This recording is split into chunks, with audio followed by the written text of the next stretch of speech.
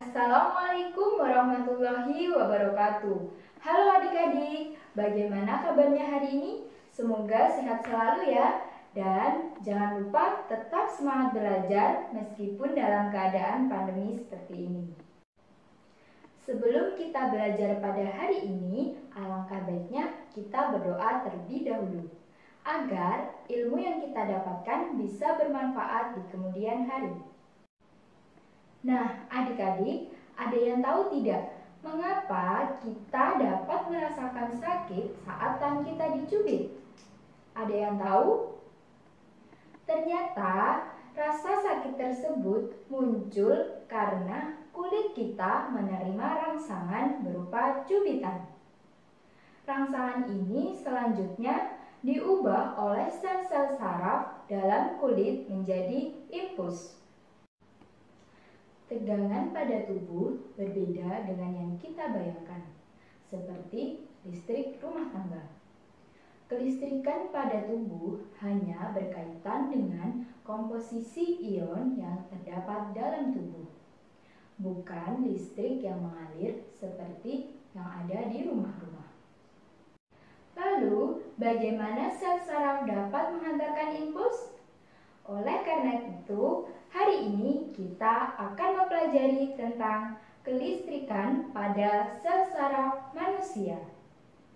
Kompetensi dasar yang kita pelajari hari ini yaitu kompetensi dasar 4.4, menjelaskan konsep listrik statis dan gejalanya dalam kehidupan sehari-hari, termasuk kelistrikan pada sistem saraf dan hewan yang mengandung listrik. Tujuan pembelajaran kita hari ini yaitu 1. Peserta didik dapat menyebutkan bagian-bagian sel saraf. 2. Peserta didik dapat menjelaskan konsep kelistrikan pada sel saraf manusia. Pada struktur sel saraf manusia terdapat dendrit, nukleus, badan sel, akson, selubung mielin, nodus Ranvier, sel squamch, dan sinaps. Dendrit adalah serabut-serabut yang merupakan penjuluran sitoplasma. Dendrit umumnya banyak dan pendek-pendek. Fungsi dendrit adalah untuk membawa rangsangan ke badan sel. Badan sel mengandung inti sel dan sitoplasma. Di dalam sitoplasma terdapat mitokondria yang berfungsi sebagai penyedia energi untuk membawa rangsangan. Neuron merupakan inti sel saraf yang berfungsi sebagai pengatur kegiatan seluruh sel. Akson.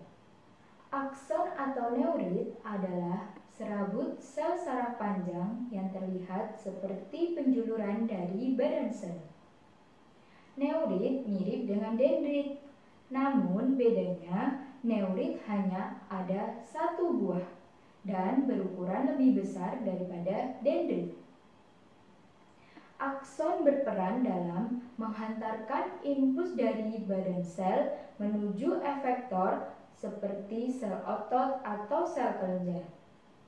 Untuk menjalankan fungsi ini, di dalam neurit terdapat struktur yang bernama neurofibrin. Beberapa sel saraf neuritnya dibungkus oleh sebuah selaput yang disebut dengan selaput mielin. Selubung mielin. Selaput atau selubung mielin adalah selaput pembungkus neurit atau akson.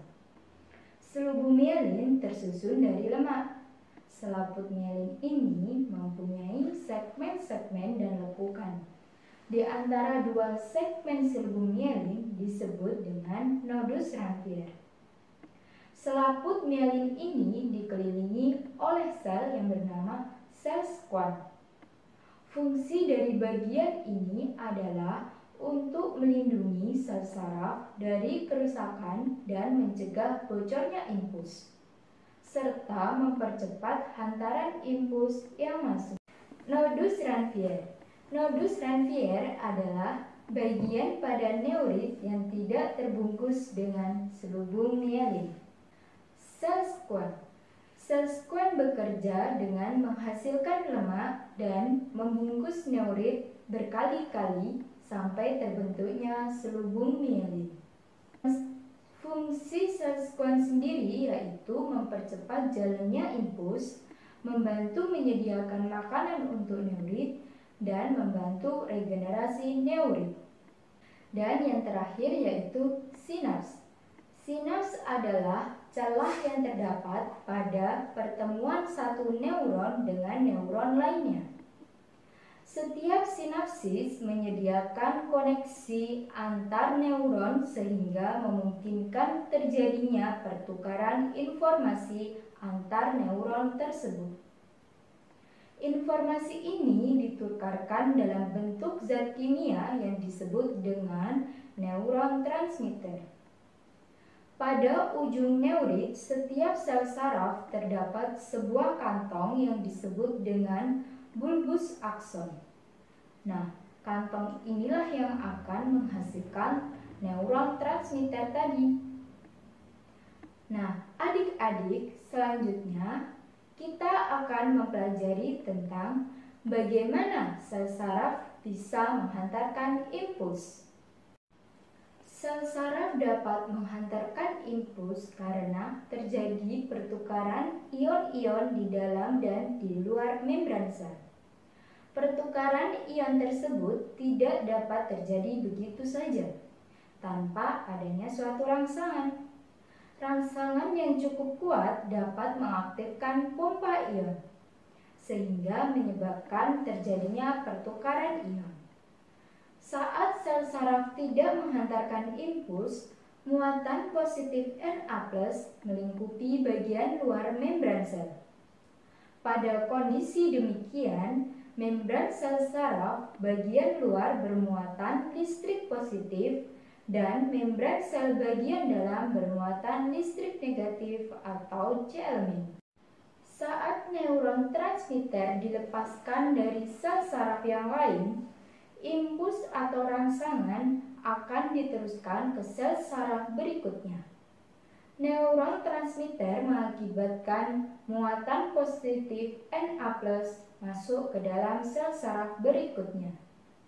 Selanjutnya, saat muatan positif Na+ masuk ke dalam sel saraf melewati membran sel, rangsangan listrik mengalir ke ujung akhir sel saraf.